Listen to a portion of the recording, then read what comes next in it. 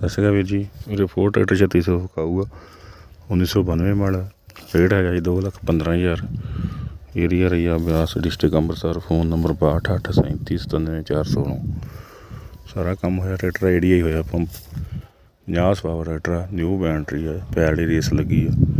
ਚਾਰੋਂ ਟਾਇਰ ਨਵੇਂ। ਵੈਵਰ ਵਾਲੀ ਹੁੱਡ, ਮਗਰਾੜ ਸਾਰੀ ਸੰਸਰੀ ਨਵੀਂ ਲੱਗੀ ਹੈ। ਦੇਖ ਸਕਦੇ ਵੀਰੇ।